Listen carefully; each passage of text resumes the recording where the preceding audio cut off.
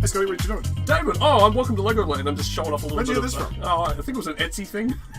Really? Etsy? It's an Etsy thing. It's 3D printed and it is, yes, cut true. plastic as well. It's kind of crappy. And when I showed Paul, he's like, I could have made that for you. And I'm like, well... But where's the rest of the set? You could have, but you didn't. Exactly. Now I want a Where's Lego the big man. race car that I want a Lego guy that tall. Anyway, David, Alright. call it out. Do the intro while I Hello, fuck around. everybody.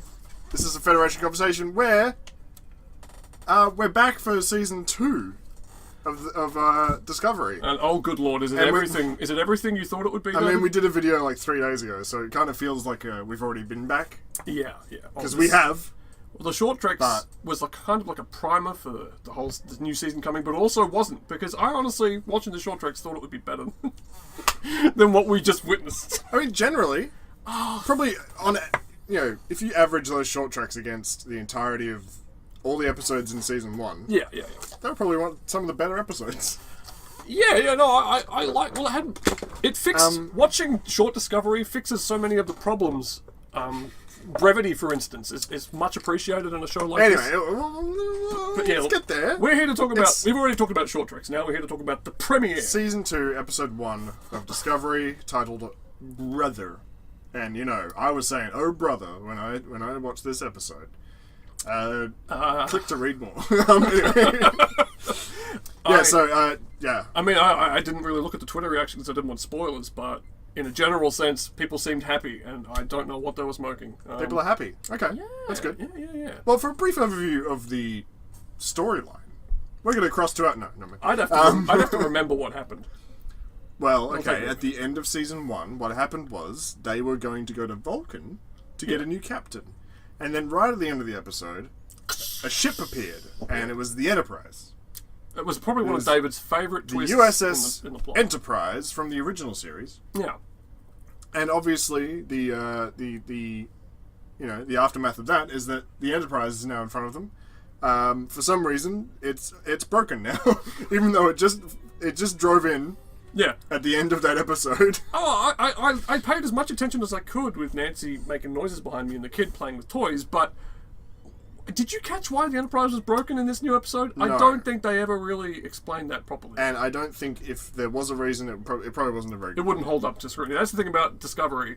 Definitely what appears to be how it's going to be this season. I don't know about last season. They're kind of clumsy with their rationalizations of things. In fact, the whole thing is very clumsy. I think this has the heavy hand of Alex Kurtzman behind it. Nancy knows who he is because of Xena, apparently. He apparently has a storied history of just being bad. Very, very bad. I mean, I was glad when they got rid of Bob Orkey, because he was a very bad influence on Star Trek. But it seems this little pest, this Kurtzman guy, I wish I could call up a picture of him. Maybe I will later. Sure. He's bad for the show. Bad for the show? If this premiere is worth any... Yeah, I generally did not like this. It might have been just because I was sitting next to you and you dragged down everything. Remember what I said about I'm going to be positive? You did say you were going to be positive. You were like, alright, well, it's a new season, let's just start fresh. It's going to go in a new direction. I'm sorry. I mean, I kept notes, but they're not really worth referring to. I did like the guy with the visor. I thought he was going to be a major player in the story. I thought we were going to see more of him, but it turns out he was just the guy running the transport. Okay. Disco ball visor guy. Let me start. Yeah. With a little annoyance that I had in season 1, but I didn't really feel like it was worth mentioning. But they seem to be doing it in here as well. Yeah. There's just aliens and stuff everywhere, which yeah, it's okay, but they're all just. When you see an alien on the Enterprise in another Star Trek show, you know what species he is. Yeah. Because there's not that many species of aliens. Yeah. I know we got that. Every time there's a new kind of person in the show, there has to be an alien. It's always a new alien as well. It's a new kind, exactly. Yeah, I don't know. I don't. And that guy with the whole headset with the Geordie visor, and I was like, I can't. What's wrong with that guy? And sometimes you just wonder if maybe we should have a hard limit to who we let into the Federation. And that guy, not so. And there much. was an alien that was just in a wheelchair. That was a really weird one. It's I think it was a human. Maybe it's genetic. It all comes down to you're a character on a show. What's your superpower? And it seems to me like a lot of these guest aliens. I just can't keep track. They're impractical. They walk into an elevator and there's this guy who can't even speak English. Yeah. Because he's a big lizard. I mean, why is he even doesn't on the ship? translator work on him? Why is he even on the ship? Nobody can communicate with him. Oh, yeah. It must be like some sort of ESL thing. Yes, Equal Hiring Act. It must be. From the Federation. And, of course, the heavy hand I was talking about before. They're trying to, I think, nick a little Orville fun factor, and they had the big guy sneezing on someone at some point in the elevator. That was pretty, like, it was in the first 5 minutes of the show. Yeah, they all get in the elevator, and that big lizard guy. I mean, honestly, I'd rather. She even warns us that the joke is coming by saying, "Oh, you look a little under the weather. Are you okay?" Yeah. You look like you got a little mucus in your space gills. Oh fuck! And then he sneezes on the other guy, on the Ted Cruz guy, and he eats it because he's Ted Cruz. He eats boogers. And yeah, Ted Cruz was in this week's episode. He was the red shirt that wasn't a red shirt. It was a blue shirt. He was the science guy from the Enterprise. Lieutenant Red Herring. Oh, I hated him. But here's the thing. I mean, obviously they cast him because he had one of those faces. And you're supposed to. Yeah, he was an unlikable person. I mean. Are we going to talk dead about ringing for? Well, okay. Can we have a brief overview of the episode? Yeah. I was trying to do that, but then you started talking about the transporter guy. I'm sorry. It's just so much to. Anyway. Yeah.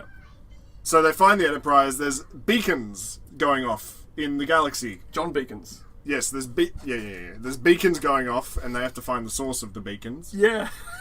And keep saying beacons. That leads them to these very dangerous situations. Yeah. And with Pike at the helm, and in an asteroid field. There's an asteroid field, and there's a big it's a big waste of time. It's just fun. And anyway, it's basically setting up the story for the rest of the season, which is that there's these big lights. Yeah. And they can't find Spock. They're on the hunt for Spock. Went on holiday. Yeah. For some reason, nobody actually knows where he is. Well, he took leave. He had accumulated a lot because he's a Vulcan and they don't take holidays. Yeah. But it's a grand quest, David, out into the unknown to find things, but it's also a quest within to remember her love for Spock, which I'm not feeling because she's just this exchange student that lived with him for like one summer, maybe. Yeah, that's okay. So Michael Burnham. Take it away, David. I thought she was like a little baby when she got picked up by the Sareks. I would have said 5, maybe. Yeah, 4 or 5 or 6, maybe, because she basically grows up and she has the dead set Vulcan emotional kind of upbringing. Yeah, she's a fucking 12 years old or something. Oh, she was 15 in those flashbacks. No, I mean in the flashbacks. It was like the flashbacks in Sister Act where Whoopi Goldberg sasses that nun, and when she's asking, "What are the names 4 apostles?" and she says John, Paul, George, and Ringo. Like he's that age. Yeah, but she's like way older than I thought she would be, and way older than she would have to be to like pick up this whole straight shooter kind of thing. Even the best shows do this, unfortunately. Have you ever heard the Vulcans described as straight shooters? Straight shooters. Well, that's a logical expression. They shoot straight. Yeah. Even the best shows have this problem. Better Call Saul has the Kaylee Ehrmantraut problem. Well, she should be like 2, but she's still 12 and hanging out with the Pop while he works on the pool. Hey, Kaylee, come over here. She wasn't 12. She wasn't even 12 in Breaking Bad. No, but you know what I mean. The ages don't match up. Trust me. Okay. Anyway, that just annoyed me because I feel like it doesn't make much sense. Good gravy. No, it doesn't. It just doesn't feel right. I don't know why the age thing matters, but it does. Anyway, yeah. I mean Pike. I think he's fine. I mean, I think the way that they're writing him and the way that he's acting it, I think he's pretty fine. It's weird. The things I liked about him in the trailer are the things that are annoying me about him in the show. I hope he doesn't become one note. Well, he's kind of strutting around and he's kind of, I don't know what. Maybe it was the hating the rest of the show just rubbed off on him. Sure. Because he's only doing what I thought he was going to do, and that's fine. Because I kind of wanted just a nice white guy on the bridge. Just wanted a nice white guy on the bridge. Oh, I mean, no. No, but I mean, he's nice. Like, but is this going to see? He looks good in a Buzz Lightyear costume. The issue I have with Discovery is that there were so many twists and turns in the first season, and a big reveal, and I don't know. Are they going to do that again? And so, can I trust that Pike is not going to be evil? I don't trust this show at all. I don't. Yeah. Believe me, they eroded any goodwill I had in the first. It's a very uneasy feeling in the first, and it's not like a fun uneasy feeling. You're like, oh, I don't know what's going to happen. It's like, I don't know what's going to Remember when the Star Trek 2009 movie was coming out? What's going to happen? And the advertising material was all, this isn't your granddad's Star Trek. Hey, forget everything you know about Trek. And I was like, I don't like that. This show feels like it does the same thing. Yeah? Yeah, that's the attitude. They have an attitude problem. I think that's really cool. A lot of problems in the world They now think they're so cool. can be written down, chalked up to attitude problems. Yep. These people do have them. I don't know. Wait, all of them? Yeah, the people that make the show, the people that act on it, anyone that's sharing it on Twitter. I was on Twitter looking at the trending thing, Star Trek Discovery, about 7,000 tweets. Orville, 7,000 tweets. I'm like, oh, okay, let's see how the shows are stacking up a year in. Everyone's going, go watch Orville, this sucks. No. The Discovery one was just all the usual nerds saying it's really great. No, it's unexpected stuff. The Orville one was for some reason, this is how it was sorted. The Orville account posting gifs from its own show. And really unmemorable shit. Like 7,000? Like, the Louis C.K. knockoff, the cheap guy that works in engineering. He's bring it on. Like, a gif of him saying, bring it on. And just the most vile, Bortus crap. All the millennials are going to start using these gifs. Oh my god! To do the thing. It's weird seeing reaction gifs. On Reddit, yeah. Reaction gifs for a show that instills no reaction. It's a weird feeling. That's the Orville. I'm Seth MacFarlane. Look at my weird smile. I can't show you because I have a beard and mustache at the moment, but you just a sort of mouth thing. It's fucking annoying. But would you watch that over this? Fuck no. I mean. Well, so you can't hate this too much, then, can you? It's so. Where do I go? I just want good science fiction. Scott, you got two choices: Orville or Discovery. Orville. You better enjoy one of them. No, or classic disco. Yeah, I mean they're even calling the ship disco in the show now. I don't mind that, except I don't think anyone's ever going to say Discovery ever again. It's just going to turn into disco. Do you think the astronauts on the shuttle Discovery? Yeah, were wearing monogram pajamas and calling the ship cute nicknames? Oh, they must have been. They were wearing the pajamas, yeah. Astronauts, after a certain point, became a lot wackier. And they're so fun. Hey, I'm in Zoo. No. I don't begrudge them, though. Played David Bowie in space. It's a god-awful... Well, that's not the song he played. But we are going to cover that one. I've taken quite a liking to it. Life on Mars. Life on Mars. That's us. Classic covers coming up on the show where we talk about Star Trek. So, let's bring it back on topic for a moment. Completely different YouTube channel. Yeah. Okay, let's talk about a few things that happened in this episode.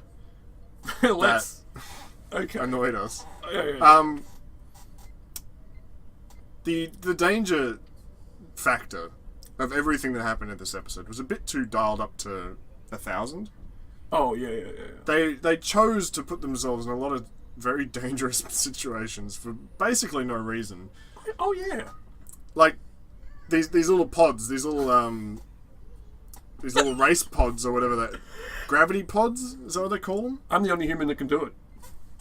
So they have this big rotating disc in the shuttle bay that like rotates down, like screws down so they can get into the pods. It's like a bizarre, and they're all wearing their fucking coloured suits and overly complicated board game sets from the 90s, like a plastic set that shoots balls. Yeah. It seemed like that was the ejection system for these little pods.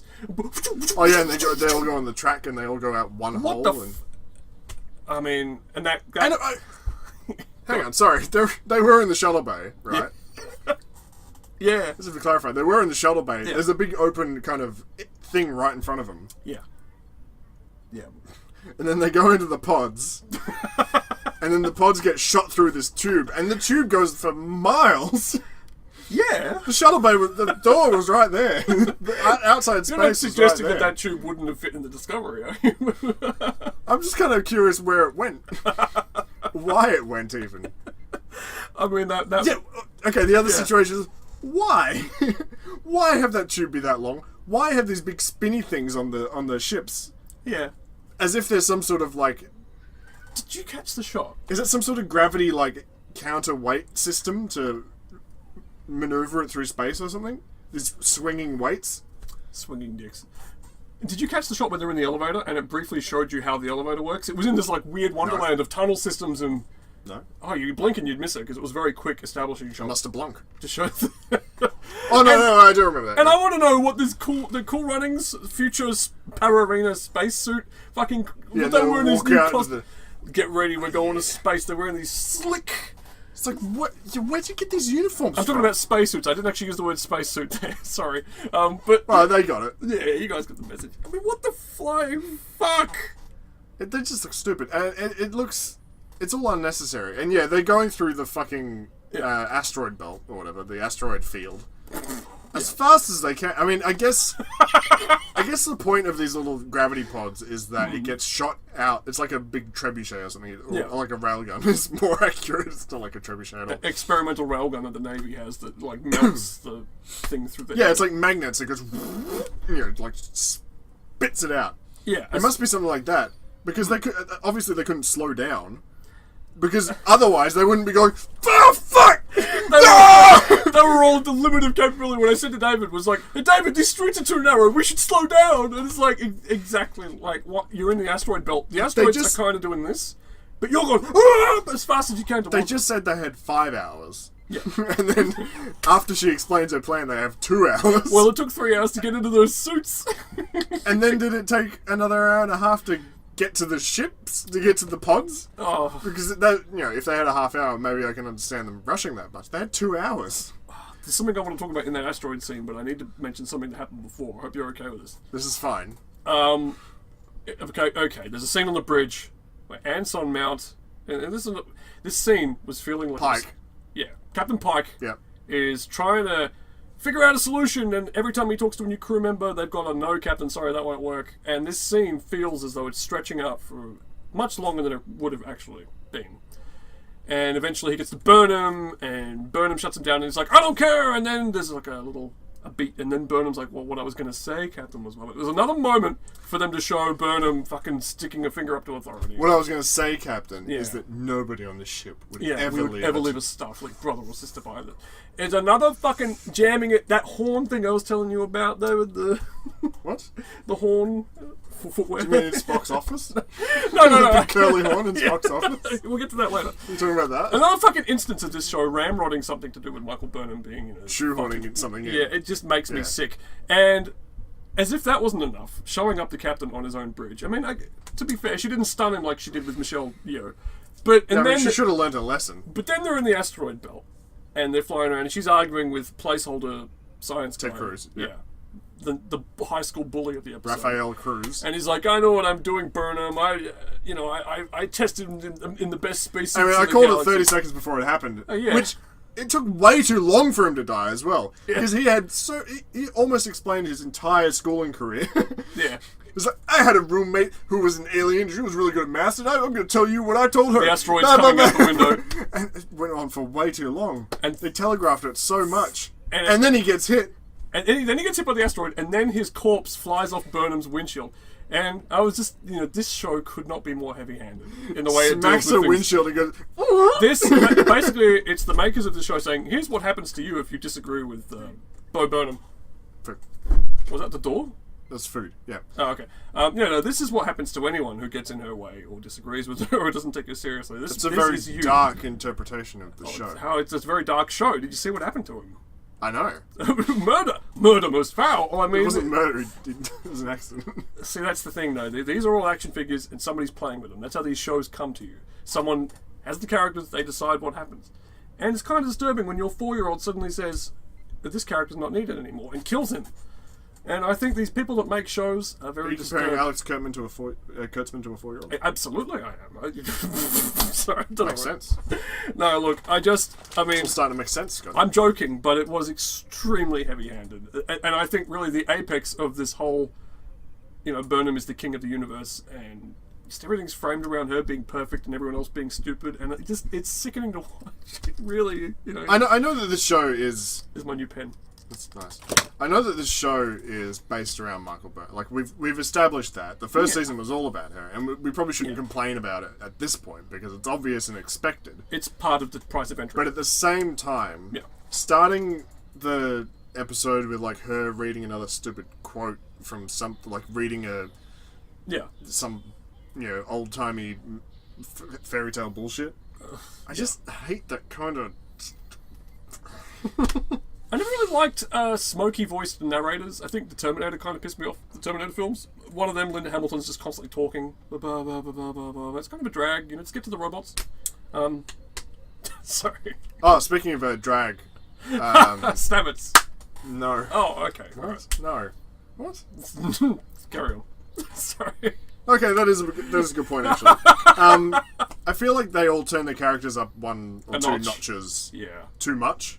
Yeah. Like, as soon as Tilly walks in, she's like, oh, and she knocks something, knocks something over, and she goes, oh, sorry, oh, no, I put the thing up on the screen, oh. I mean, that's the name of the game in this show. Is heavy-handed. But she didn't do it that much in the first season. Maybe it was, it was she? obviously spread out over, 12 episodes. We've had a year. We've had a year to 15 forgive her. episodes, actually. What? We've had a year to forgive her for her essential characteristics. No, but she wasn't that bad. Well, maybe not. She was not that bad in the first season. In this one, the jokes just went on for too long. Yeah, kind of like with me. When you make jokes go on too long. Yeah, exactly. This show takes a megaphone to all of their characteristics, at least in this premiere episode. Maybe it's a getting you up to speed thing or something, I don't know, but they really... Yeah? Everything's just amped up, David. But they think it's a good thing, but I think it's a bad thing. It's amped up. Yeah. It's fell over the top. And, Yeah, Stamets is a little more gay now. He's a little bit more gay. Well, he has to be gay enough for two people now, because his husband is no longer with him. Remember the opera? Yeah. I've been trying to forget. No. How long? Like, I get that he lost his partner. Yeah. Is this going to be every season? What? He's going to be chasing this every season? Oh no! Fuck! I don't know. I thought they would have brought him back by now in some weird Star Trek way. They'll probably bring him back in this season, I reckon. Yeah. But yeah, well, I mean, season 3. Are we still going to be talking about him? You'd hope not. Are we still going to be talking about Dr. Culber in season 3? He's got a... Thank you. I couldn't remember his name. You'd hope he would move on, but... I mean, I'm trying... He's not a real person, so I don't really care, but I feel like I should be a little more respectful. At the same time... Yeah. The guy's dead. Well, David, if you're going to judge me for the things I did do, I'm certainly not going to go down for the things I didn't do. What did he say? That's pretty much what he said in that video. Sorry. I just really love that Kevin Spacey video. You know who would have been better as Pike? Kevin Spacey. He walks onto the bridge and all of a sudden Stamets is like... Actually, no, when I was watching the show and I was appreciating Anson Mount, he's a good-looking guy, looks good in the yellow suit, and he's, cool. But he seems fine, yeah. About halfway through, I did kind of just think, can't we just get John Hamm? I mean, that's what it would be great. I mean, John Hamm could do that. We did a video where we were joking about... Where's my big red things? Yeah. We were joking about pitching this Star Trek show and what actors we would have on it. I'm still thinking John Hamm's the guy.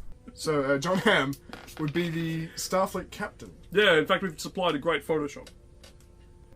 Space Captain. Firing Peggy in space. That's really the pitch that I wish... I reckon if they made a new one. Yeah. Like, a new Star Trek show. Another post-Voyager thing. It's not going to happen. Oh, it is with Picard. I mean, it should be post-Voyager, but he should also be a Bajoran. What? John Hamm with an earring? A little nose and thing. a major bug up his ass? And the nose My thing. people were... Yeah. Hey, no, they don't always have a bug up their ass. Name a Bajoran that doesn't. Some of them liked their occupation. What? I don't know. There were people who went along with it. Cowering under his bunk. And weeping like a little baby. Oh, I love that. I can't wait to get to that episode. One thing I didn't like. Yeah. And I don't actually remember. Oh yeah. I guess she's just on the ship now. Yeah. Was it? It's not Lena Dunham. It's Tig Notaro. Tig Notaro. Oh, you just wish that somebody would get a major case of that illness that they've beaten. Has she ever acted in anything? I don't know. She's a comedian. Oh, okay. Because she's completely deadpan throughout the... Well, her voice is completely deadpan throughout the entire thing. Yeah. She cannot act. No, I don't want to sit here criticising someone who is doing what they've been paid to do. Because someone in Discovery thought, hey, you know what really kind of wacky brand of lovable deadpan comedy would go well in the, Yeah, and you could tell, like, as they introduced her on the episode, they were like, let's make her say a whole lot of funny things. Whoa. In a row. The war? Oh, wow, look at you guys. Hey, nice suit. So you can get me the hell out of this, haunted spaceship with bad guys. Get me the hell out of this haunted spaceship. It's just... makes me... I mean, I am trying to be less critical of people that I know are doing the things because they've had massive encouragement, let's say money, thrown at them to do so. I mean, because... I mean, whoever directed this episode Yeah. saw what she was doing and went, That's good. Keep it up. okay. So I can't yell at Tig Notaro for being Tig Notaro. Fuck me. Tig Notaro. Bail me out of this. But at the same time, wasn't that awful? It was awful, and I hope she doesn't appear again. I know she will. Yeah, she's Obviously, a main member of the cast now. She gets she her isn't. Own, what, isn't she? She was definitely not a main member of the cast. God, you don't scare me like that. She wasn't in the opening credits. Are you fucking insane? I'm going to edit the downloads from now on so that her name appears in the credits. Oh my god. No, I didn't like her presence at all. I just don't understand the necessity for a wisecracking yet almost entirely But she's so funny. unengaged.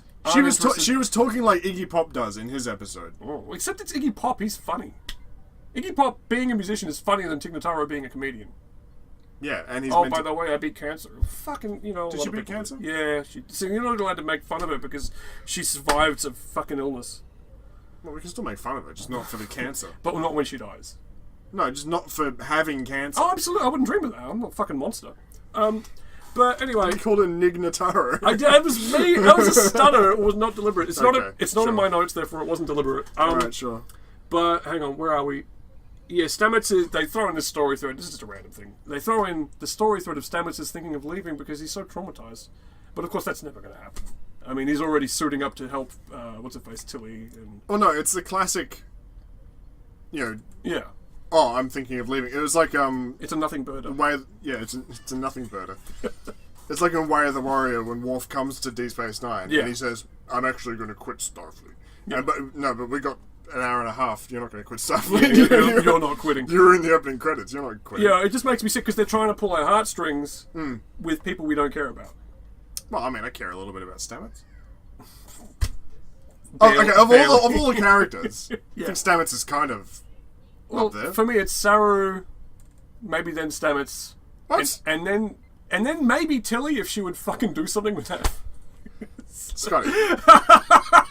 What? Shazad Latif. Oh! Okay, no. I forgot him because he wasn't in this episode. But we are holding out hope for our boy Lizard Chataf to come back into the show, back into the fold. We are waiting for him.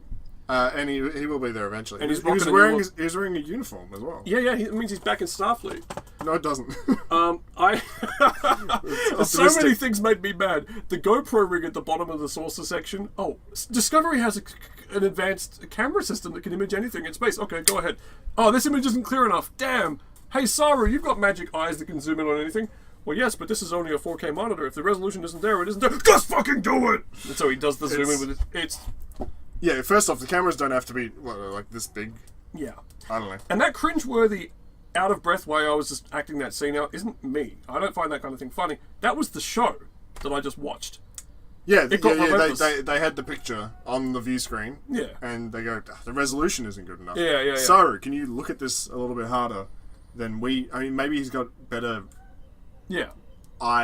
better brain recognition for... Oh, so it's like an interpretive thing. Yeah, like he can make out the letters better. No, but Yeah. it doesn't work. They could have just zoomed in and it was the same in that scene and the asteroid chase scene. They weren't chasing anything. They were just trying to navigate. Slow down, you idiots.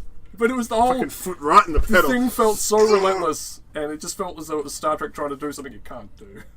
Yeah, and then she has to run through the entire ship as it's blowing up. It's like, all these things are just so... Like, not... They don't need to be there. She doesn't need to run through the entire ship while it's blowing up. Like, how long are the episodes usually? Are they 40 minutes? That's the thing. This is an hour-long episode. It's an online show. Episode lengths have no meaning now. They can do whatever they want. They didn't need to do that. There was one bit I liked where she was boasting to the guy that's about to get killed about how she's the best pilot in the Starfleet. I survived 9Gs for 11 minutes. Classic 9/11 jape. I like it. But at the same Everything's time, there for a reason. yeah, exactly. It's all linked in. 9Gs for 11 minutes. I don't care what century she's in and what Vulcans she rolled with when she was a teenager. She's not surviving that. Is it even a minute's thing?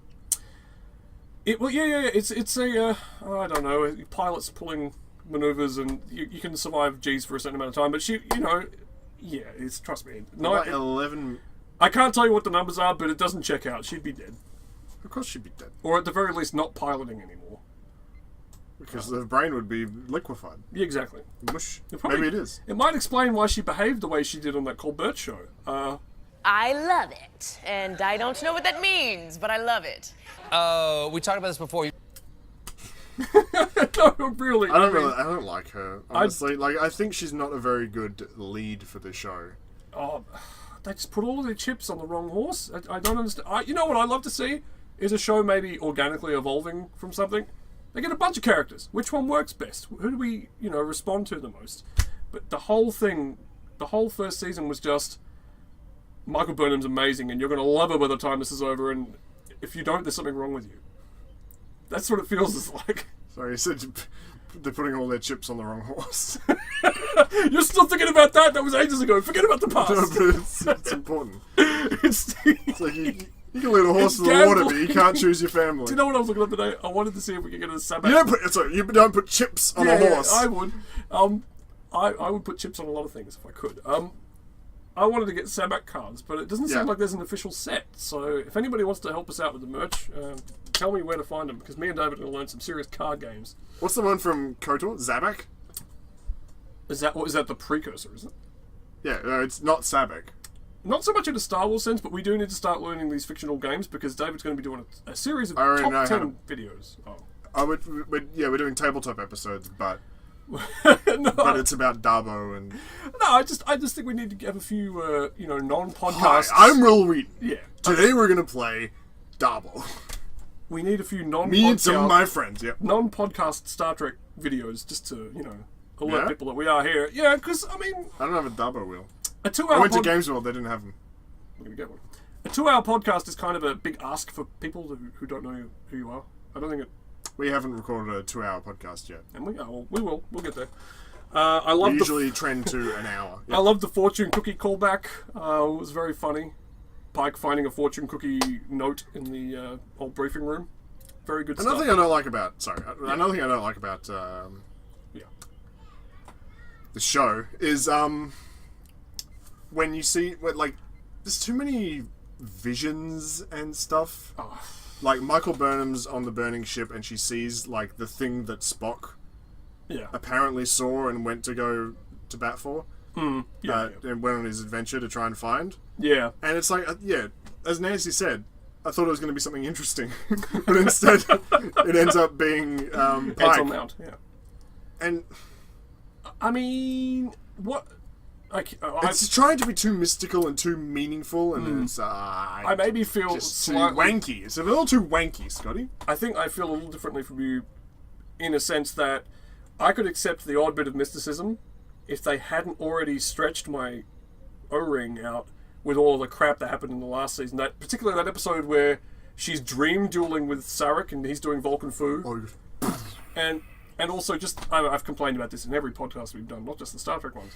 I don't like movies and shows where the dream stuff is too literal and too much like just real life. Because it does not work for me at all.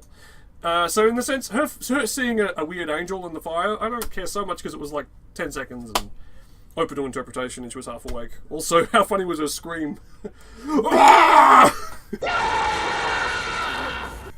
she has good screams. I can't remember the one that's from the pilot. Yeah. But the pilot? The pilot. Yeah. Was he? No. When she's fighting on the Klingon ship. Yeah. There's a funny scream. I can't remember what it was. Yeah. Ah! She was being dragged around, I think. Oh, yeah. Vok was trying to crush it. Can we just call him Reebok? No. Anyway, Shazad Latif was trying to crush her head. One more thing I want to complain about. I just remembered that Vok was Shazad Latif. Yeah. You want to watch the show again now that you know. Oh my god. One thing I just want to complain about in this season. One thing? We're one episode in. Tech. First of all, they said tech. Yeah. What's your hurry? Just say technology. You got to be somewhere? Slow it down a bit. It's the future.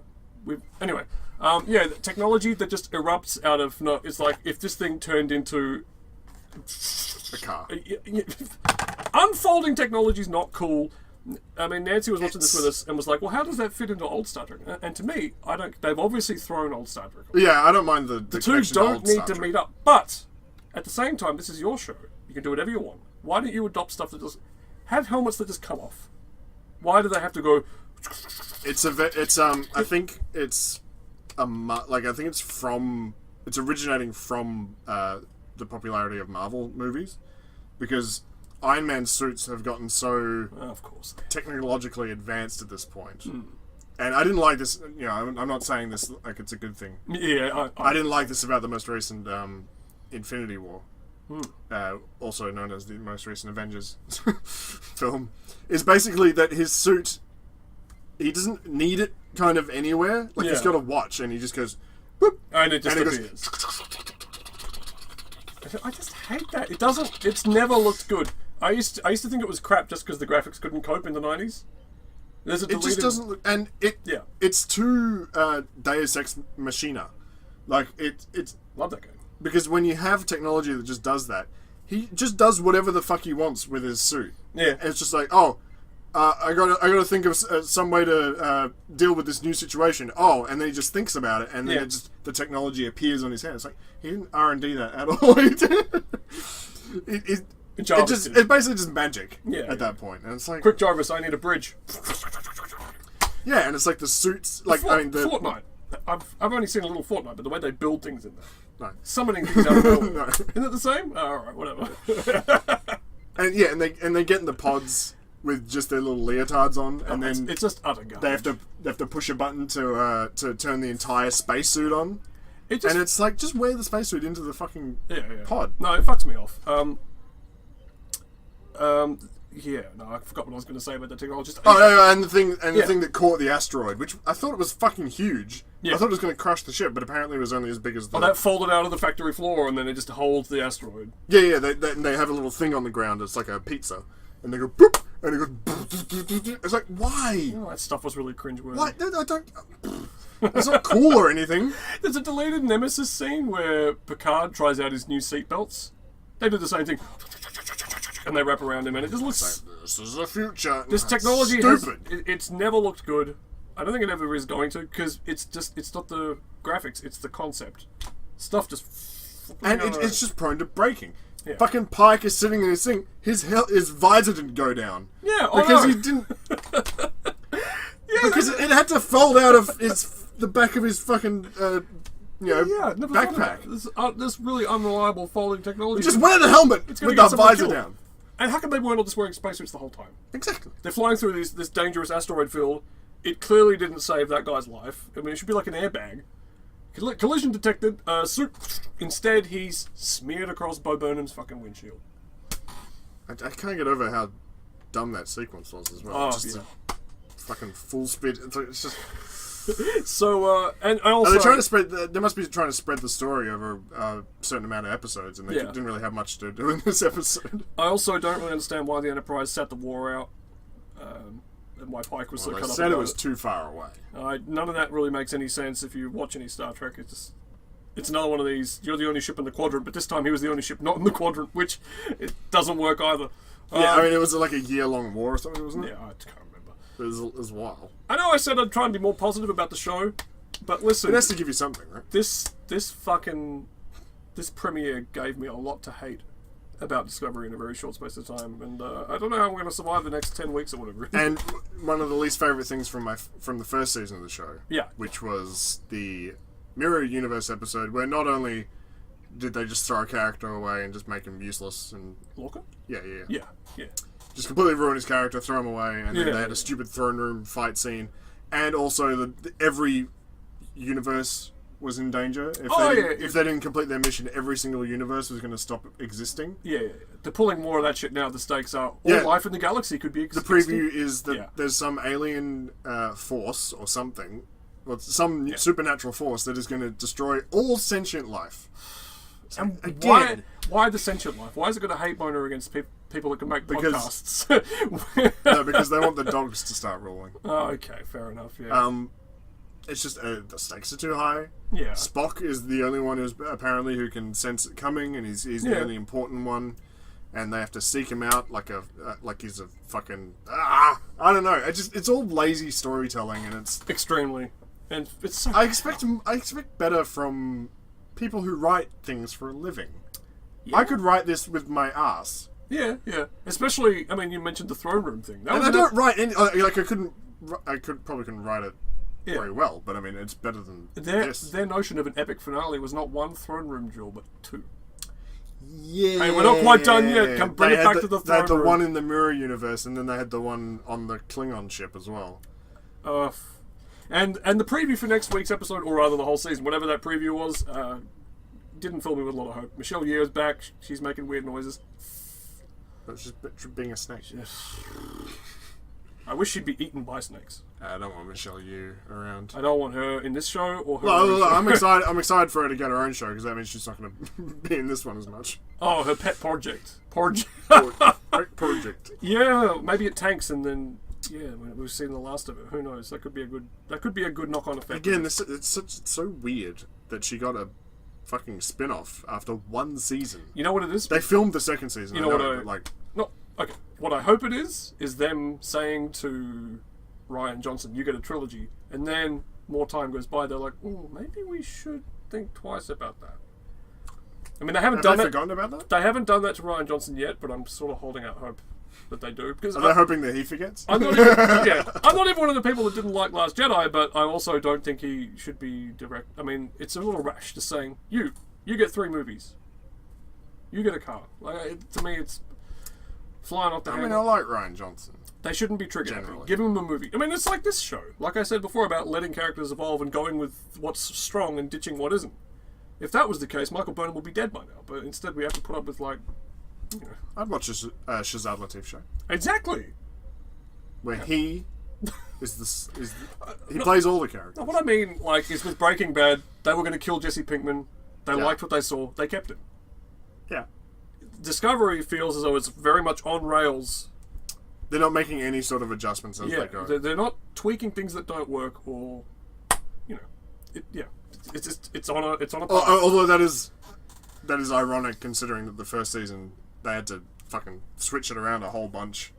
God, The imagine order of the episodes and the story. I think the story itself. Maybe that's why it's so shit. Maybe I'm talking out of my ass then. Imagine what we could have got. Discovery might have been the greatest act of show salvage in the history of television, and I wouldn't have known.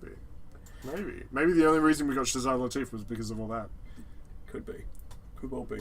Could have been. Could well be. Yeah, could be. Could well be. The Who are releasing a new album. How do you feel about that? Oh, I mean, First album in 13 years. I mean, Roger's not going to be able to sing. Pete No. can't sing. I mean, Pete probably sings better than Roger at this point, but I mean... I'm sentimentally attached to that album that came out in 2006 simply because I was That's a great album. And I was torrenting it at the same time that I was torrenting all their other music because I was just getting into the Who because I saw the Kids Are Alright for the first time. Yeah. They just weren't that old at that point. It's just all of the comments I see. People hate that album. I don't understand. Yeah. I'm pretty sure that came out around the same time as Memory Almost Full by Paul McCartney. I was introduced to all this schizo ways that people talk about bands, mainly because I'm a Queen fan, and I remember when Paul Rodgers showed up, it was just endless threads of, is this really Queen? And they do the same thing with Adam Lambert, and it's just, is this really? And it's, people just need to accept that there is no real anything. I saw people, when they announced it... What? There is no real anything. The simulation breaks down. Oh god. What did you do? Hang on. Go lay out. Yeah, I know. Yeah, you know what you're doing. You're the expert master. When The Who announced that they're releasing another album, Yeah. I saw some comments on Reddit saying yeah, but this isn't really The Who, is it? I was like, I mean, for any two members of the band, this is the most Who you're gonna get. yeah. It's The Who. It's... I don't know. To me, it's all conceptual nonsense. Is it really them? Is it not? It's called them. Well, maybe we should call it something. Fucking... It is what it is. You either like it or you don't. Stop. Is it called gatekeeping? Or? Yeah. Yeah. If Brian May and Roger Taylor can still be Queen, then Pete Townsend and Roger Daltrey can definitely be The Who. At least they still have the singer. And the principal songwriter as well. Exactly. Yeah, the man with the plan. Yeah. Yeah. Like I would... Yeah. No, the man with the plan. I'm gonna... I feel like The Who didn't get as much respect as they deserve. Oh, fuck no. Trust me, I was reading... Historically. People's responses to that announcement, and yeah, well, it wasn't pretty. You know, they have some great albums. Quadrophenia. Sorry. Quadrophenia is a great one. Nobody ever listens to it. Nobody ever talks about it. There's a website that I read music news on, and they always seem to have, after the article, a ranking of the albums. Mm-hmm. And the Who one was really weird. Quadrophenia wasn't at the top. What was at the top? Who's next? Who's next? Yeah. Yeah, obviously. That's just and then Tommy? Or? No, I think Sellout might have been above Tommy or something weird like that. I doubt it. I don't know. I mean, I don't doubt it. I mean, We're really sorry. going to start a music podcast, I think. No, we don't. Yeah, we do. We know so much about so many. We should just do a podcast. We should just do a general podcast on our other channel. We will. We'll go back to doing that. I was thinking. We can have themed episodes. Yeah, exactly. Themed turkeys. Oh, and another thing. Yeah. Is when Captain Pike says, "Give me a roll call. Everybody, give me a roll call. I want to learn everyone's names." Yeah. He's not doing it for his benefit. He's doing it for our benefit because it's been a year, and also none of them have very memorable names. I'm convinced that the weekend helmsman can't pronounce her own name.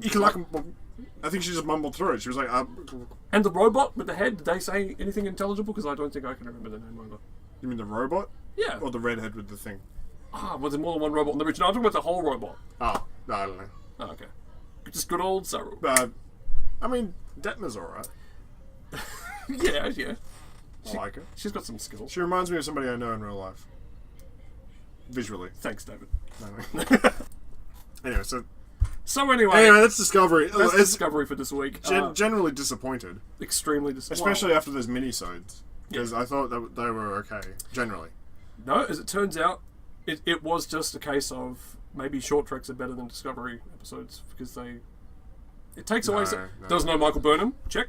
Episode, that was probably the best thing. Episode wasn't so fucking long. Check. I think it was just the Michael Burnham. They were able to introduce new concepts that aren't on the fucking rigid railway of the main overarching plot. I mean, that's already that Wally episode. Yeah. Yeah, there's already 3 great things I just pulled out of my ass. And but anyway, I will continue to give the show a chance and be very positive in all my. Yeah. I don't know. Like. Yeah. If I was just watching this as okay. So I'm David. I'm in my house. And I'm Scotty, and I'm in the podcast studio. Check it out. If I wasn't doing a podcast for this series, yeah, would I even bother watching it? I don't know. I honestly don't know. That's a tough one. I watched all of Sons of Anarchy. That's the yardstick that I've used before, and I'm just going to have to keep on. Did you watch it as it came out? No, it was one of those things where you downloaded the first however many seasons that were there, and then I think you watched the last season. Yeah. As it came out. Yeah. I don't know. Anyway, I'm looking forward to next week anyway, just to see if it gets better. I mean, it could be better. That's nice to have something to watch again, you know. No, exactly. Although I haven't watched the new season of Better Call Saul yet, so. Ooh, you should. I've got that on here. I'm not going to sit here and watch it. I can give it to you. You want me to sit here for the next 10 hours and watch a fucking... on a thumb drive. I've got to understand, Scotty. There's no issue with me not being able to access it. Oh. I can literally access it anywhere. I can watch it on my phone. Alright, Mr. Online Digital. Fucking... Yeah. On the go. The issue is maybe I've got too much access. Exactly. That's the thing. You're too connected. I've got this wall of information. There's too many choices, too much stuff to... and it's just... I'm blanking. You know, most nights I just sit in front of a wall and just. Most days we just lay around the castle. Can't be that lazy. You walked in an oopsie daisy. Play the end music. We'll be back next week. We'll see you next time. Don't send us. Okay. There's an email called federationconversation@gmail.com. Don't send us emails. Just leave comments. You don't check it. No. Well, shit. If you just didn't tell them about it, it would die a death naturally, and you wouldn't have to. I know, but maybe they go back and see it in the I used to have a descriptions. George Orwell email, and I haven't looked in that in like 10 years. I should probably. Why would check you have a George Orwell? Well, anyway, because it was part of the right. Leave comments if you want to talk to us. Bye, guys. See you later. I hate this show. This show or this? No, I mean Discovery, not this. But I hate. No, sorry. This isn't the most that I've hated it. Yeah. But it's up there. I mean, it's a very disappointing start. Extremely. No, I'm not happy about it at all. And I hate it more because it's the first episode of the season. I hope I didn't prejudice your opinion too. No, I would have felt this way if I watched it by myself as well. I watched the worst episode of the season by myself, and I fucking hated it. So Yeah. anyway.